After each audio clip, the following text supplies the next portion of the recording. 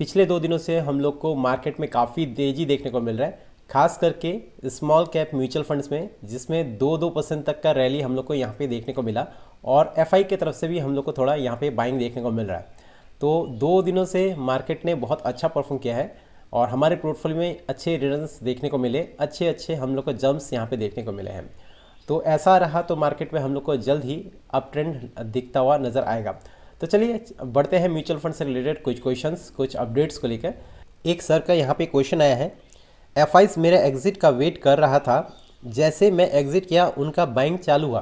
तो इनका कहना है कि जैसे ही मैंने एग्जिट किया तो एफआई की तरफ से बाइंग स्टार्ट हो चुका है। मैं हमेशा से ये कहता हुआ आ रहा हूँ कि म्यूचुअल फंड से हम लोग को एग्जिट नहीं करना है। इस गिरावट के समय हम लोग को हमेशा इन्वेस्टेड रह के चलना है, लॉन्ग टर्म का व्यू रख के चलना है। मार्केट में गिरावट हो, मार्केट में अप ट्रेंड आए या मार्केट साइडवेज रहे, हम लोग म्यूचुअल फंड में इन्वेस्टमेंट कर रहे हैं और हम लोग यहाँ पे लॉन्ग टर्म पर्पज से इन्वेस्टमेंट कर रहे हैं। तो काफ़ी लंबा ड्यूरेशन हमारे हाथ में है।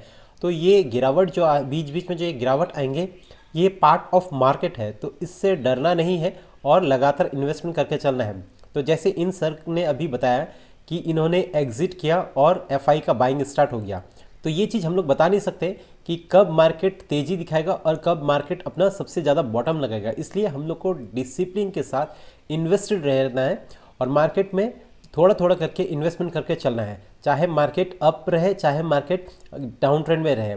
तो अभी के समय मार्केट गिरा हुआ है, तो हर एक वीडियो में मैं ये बता रहा हूँ कि अभी जो नैव हम लोग को मिल रहा है वो काफ़ी सस्ते भाव पे मिल रहा है। पहले यही नैव हम लोग को लगभग 1 साल पहले यही नैव हम लोग को सेम रेट पे मिल रहा है जो रेट पे आज के दिन पे मिल रहा है।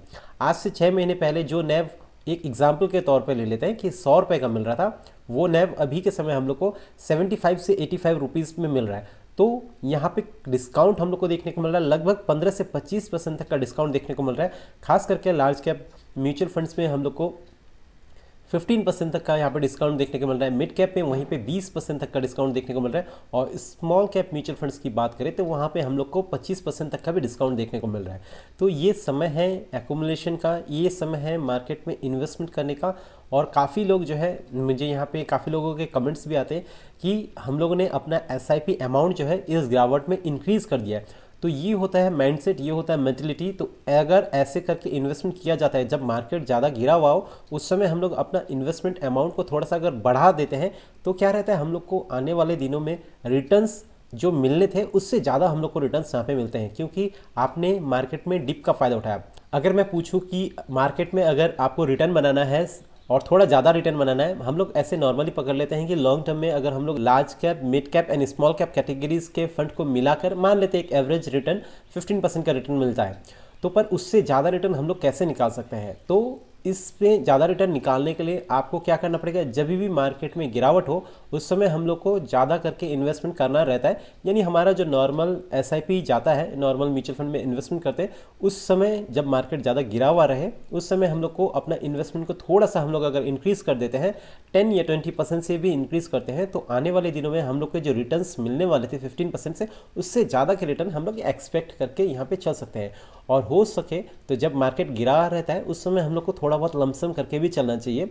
एक बार में पूरा इन्वेस्टमेंट का अमाउंट नहीं लगाना है। मान लेते हैं कि मेरे पास कैपिटल 100 रुपीज़ का है और मुझे लमसम करना है, तो मैं अपने कैपिटल को 5 पार्ट्स में इक्वली डिवाइड करके हर 5% तक की गिरावट में 20 रुपीज़ एक एक पार्ट में मैं इन्वेस्टमेंट करके चलूँगा।